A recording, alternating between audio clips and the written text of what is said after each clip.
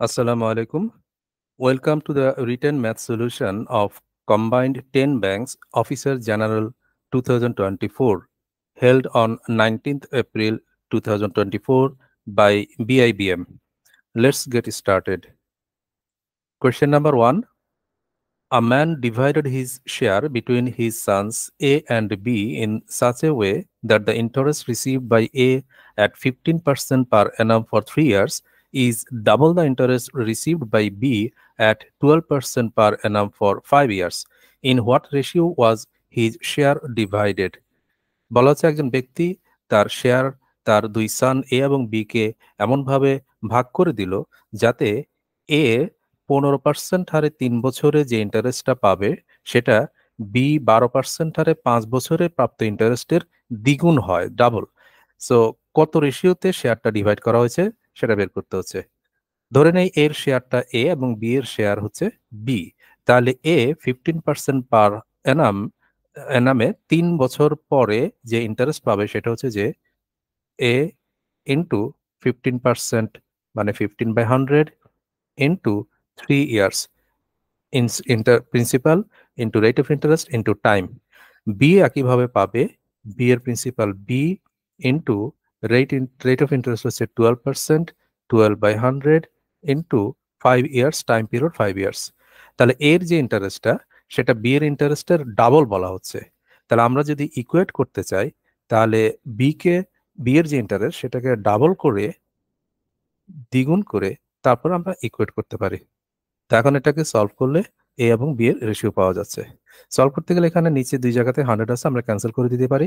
তাহলে 15 ইন্টু 3 অর্থাৎ 45 এ equal to এখানে 5 into 12 60, 60 into 2 120 B. So A is to B, তাহলে এটা রিভার্স হয়ে যায় 120 ইজ টু 45। একে সিম্পলিফাই করলে 15 দ্বারা 8 টাইমস এবং 15 দ্বারা 3 টাইমস, সো 8:3 এই রেশিওতে শেয়ারটা ডিভাইড করে দেওয়া হয়েছিল। এটাই হবে এই কোশ্চেনের অ্যান্সার। এখানে সলিউশনটা দেখানো আছে। Question number 2. In the figure ABCD is a parallelogram. What is the value of B? এখানে ডিগ্রিতে বি এর ভ্যালুটা ডিগ্রিতে কত? তো এখানে যে প্যারাগ্রাফ এবিসিডি দেখানো আছে, এ কোণ যেটা সেটা এই পাশে 48 ডিগ্রি এবং এই পাশেও 48 ডিগ্রি, তাহলে টোটাল এর ভ্যালুটা হচ্ছে 48 প্লাস 48 অর্থাৎ 96 ডিগ্রি। অ্যান্ড এই অ্যাঙ্গেলটা এখানে এটা বি ডিগ্রি, এই ভ্যালুটা কত বের করতে হবে। তো একটা প্যারাগ্রামে দুইটা পাশাপাশি কোণ সন্নিহিত কোণের ভ্যালু সবসময় 180 ডিগ্রি হয়।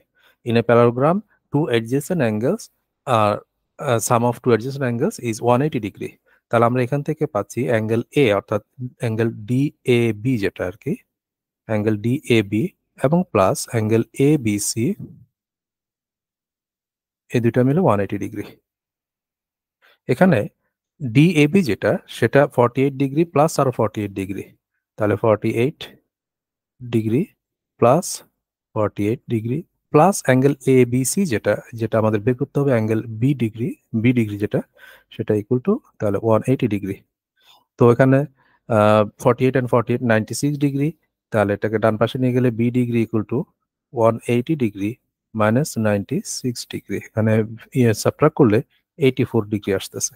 সো 84 ডিগ্রি হবে value of B degree. So 84 degree is the answer. এখানে সলিউশন আছে। Question number 3. Two trains 100 meters and 120 meters long are running in the same direction with speeds of 72 km per hour and 54 km per hour. In how much time will the first train cross the second? তো এখানে first ট্রেনটা সেকেন্ডটাকে cross করা অথবা second train ফার্স্টকে cross করার টাইমটা একই লাগবে, এটাতে কোনো মানে কনফিউশনের কিছু নাই। তো যখন running in the same direction, একই ডিরেকশনের দিকে যখন যায় তখন একটা রিলেটিভ স্পিডের হিসাবটা সাবট্রাক্ট করতে হয়। যদি অপোজিট ডিরেকশন হয় তাহলে সাম করতে হয়। তাহলে আমরা জানি যে রিলেটিভ স্পিড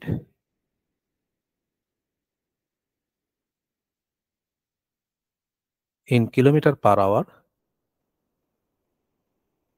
যেহেতু এটা কিলোমিটার পার আওয়ার আছে তাহলে ইনটু এটাকে 5/18 দ্বারা মাল্টিপ্লাই করে মিটার পার সেকেন্ডে নেওয়া হয়। তাহলে এটা হলো স্পিড, আর ইনটু এর সাথে টাইম মাল্টিপ্লাই করলে এবং টাইমটা অবশ্যই ইন সেকেন্ডে থাকবে, তাহলে যেটা পাওয়া যায় সেটা হচ্ছে যে ডিস্টেন্স অথবা টোটাল লেংথ, এবং সেই ডিস্টেন্স বা টোটাল লেংথ যেটা সেটা ইন মিটারে থাকবে, মিটারে। তো এই কোশ্চেনে তাহলে রিলেটিভ স্পিড হবে, যেহেতু সেম ডিরেকশনে যাচ্ছে, তাহলে রিলেটিভ স্পিড হবে 72 মাইনাস 54 অ্যান্ড ইনটু, যেহেতু এটা কিলোমিটার আছে, 5/18 দ্বারা মাল্টিপ্লাই করব to convert metre per second, and into টাইমটা জানতে চাওয়া আছে, এই টাইমটাকে ধরে নিয়ে আসে আমরা টি সেকেন্ড, ইকুয়াল টু হবে এই টোটাল ডিস্টেন্স যেটা দুইটা ট্রেনের একটা একটা ক্রস যখন করে দুইটার সম্মিলিত লেংথটা ক্রস হয়, তো সেই জন্য এই দুটো যোগ হবে 100 প্লাস 120। সো এখানে 72 মাইনাস 54, এখানে 18 আসতেছে, 18 এর সাথে 18 ক্যান্সেল হবে। So 5t equal to 220, therefore t equal to 220 divided by 5, এটা 4 অ্যান্ড 4, তো এটা সেকেন্ডে আসবে, কারণ এই টিটা সেকেন্ডেই চলে আসবে অ্যান্সারটা। সলিউশনটা আছে এখানে। Question number 4, the ages of Rima and Bina are in the ratio of 9:8. After 5 years, the ratio of their ages will be 10:9. What is the difference in their ages? Presently, আমরা যদি রিমা ইস টু বিনার রেশিও, এজের ratio নেই, সেটা হচ্ছে যে 9:8। After 5 years, অর্থাৎ plus 5 years, এই রেশিওটা হবে বলা হচ্ছে 10:9। তো আমরা যদি রেশিও অ্যাডজাস্টমেন্টের দিকে তাকাই, এখানে বর্তমানে রিনার রেশিওতে 9, 5 বছর পরে সেটা 10, অর্থাৎ 1 ইউনিট বাড়ছে এখানে। একইভাবে যদি বিনারটা দেখি আমরা, বিনার প্রেজেন্ট রেশিও হচ্ছে 8, 5 বছর পরে সেই রেশিওতে সেটা 9, অর্থাৎ এখানেও 1 ইউনিট বৃদ্ধি পাচ্ছে। তাহলে দুজনের ক্ষেত্রে যেহেতু 1 ইউনিট বৃদ্ধি পাচ্ছে, তাহলে এই 1 ইউনিট যেটা সেটাই অ্যাকচুয়ালি 5 ইয়ার্স, কারণ 5 ইয়ার্স পরে ওই রেশিওটা হচ্ছে এখানে বলা আছে। তাহলে 1 ইউনিট যদি 5 ইয়ার্স হয়ে থাকে, তাদের ডিফারেন্সটা কত, সেই ডিফারেন্সটা আমরা এখানে দেখতে পাচ্ছি, এই 9 এবং 8 এর যে ডিফারেন্স রেশিওতে, সেটাও 1 ইউনিট।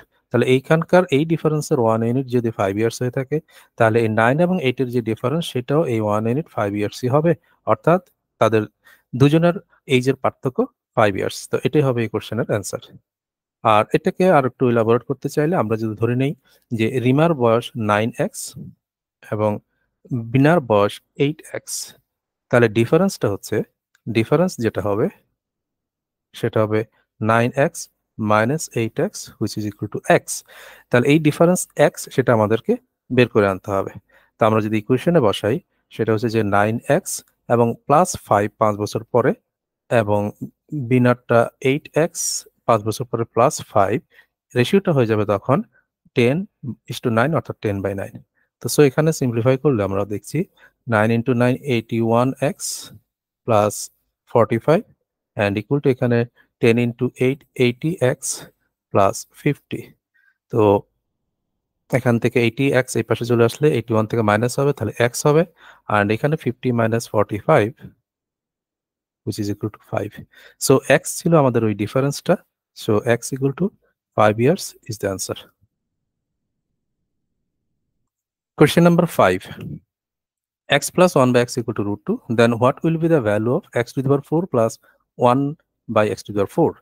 তো এই ধরনের কোশ্চেন আমরা দুভাবে করতে পারি, যেটা গিভেন পার্ট দেওয়া আছে সেখান থেকেও শুরু করে করা যায়, অথবা যেটা ভ্যালু বের করতে বলা আছে সেখান থেকেও শুরু করে করা যায়। তো আমরা গিভেন পার্ট থেকে যদি করি, তাহলে দেওয়া আছে যে x plus 1 by X equal to root 2।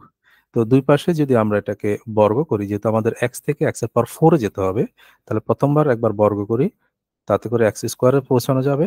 তো এটা এখানে হবে a plus B whole square, তাহলে a square plus B square plus 2ab। তো a এবং b যেহেতু রেসিপ্রোকাল, ওটা ক্যান্সেল হয়ে 1 হবে, আর 2টা থেকে যাবে, ইকুয়াল টু আন্ডার রুট 2 এর স্কোয়ার করলে 2 হয়। সো এখান থেকে পাচ্ছি আমরা তাহলে X square plus 1 by X square equal to এই 2 ডান পাশে চলে আসলে 2 মাইনাস 2 0 হয়ে যাবে।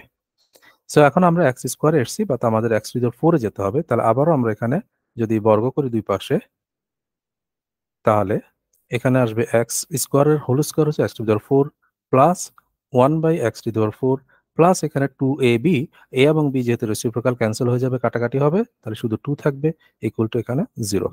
তো সো এখানে ফাইনালি যেটা দাঁড়াচ্ছে x two the power 4 plus 1 আপন x two the power 4 equal to এই 2 ডান পাশে নেগেটিভ হয়ে মাইনাস হয়ে আসবে, সো -2। তো তার মানে এই x two the power 4 plus 1 আপন x টু দি 4 এর ভ্যালু -2, এটা হবে এই কোশ্চেনের অ্যান্সার। তো এখানেও সলিউশনটা আছে। সো এই ছিল কোশ্চেনগুলো। Thanks for watching.